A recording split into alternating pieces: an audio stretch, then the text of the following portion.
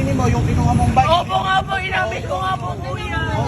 Gago, nagnakaw ng bike ko. Wala oh. Pero tatakbo yun, hindi naman ako tumakbo yun. Ate, pakasamahan na yan.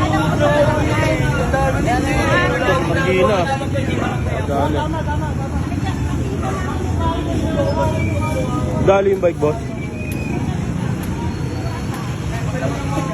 Yan yung nanay niya, right? Sa tama mo, kami patitiradahin mo dito. Hindi ka makakatakas dito. Ha? Kapitbahay ka lang namin, oh. Kami titiradahin mo dito. Pasalamat ka, inawag yung mga tauwang banatang ka. Wawa ka dito. Asan mo na, asan yung bike? Asan yung bike?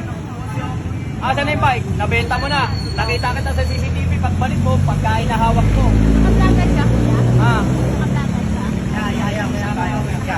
Hindi, huwag niyo akong waka. Huwag kang waka tayo. Hindi, mamaya kayo mag-usap sa polis. Mamaya, huwag tayo mag-usap. May ikipag-usap ako. Diyan may ikipag-usap ako kapatid ako. Oo, sige, mamaya kayo mag-usap kayo no. Kasi yun ang ninakawan nyo. Sino ba ninakawan? Ayun ang ninakawan nyo. Sino? Eh ano? Nyo? Siya lang nagkakaw yan. Siya lang nagkakaw. Oo, sige. Alam nila mo ito. Yan ang ninakawan. Mamaya kayo mag-usap kayo. Makakatakbo kayo. Sino yung ninakawan? Hindi, bakit niya yung bike kayo? Nakramer tinakaw. Okay. Tama lang naman yung nangyari, pero dapat dahil sa mahal sa usama ko. Mamaya nga kayo. Oo nga, yun na. Walang maayos na usama sa pagnanakaw. Oo nga, okay. Kaya huwag kang magdahilan ng kung ano-ano. Barangay na lang.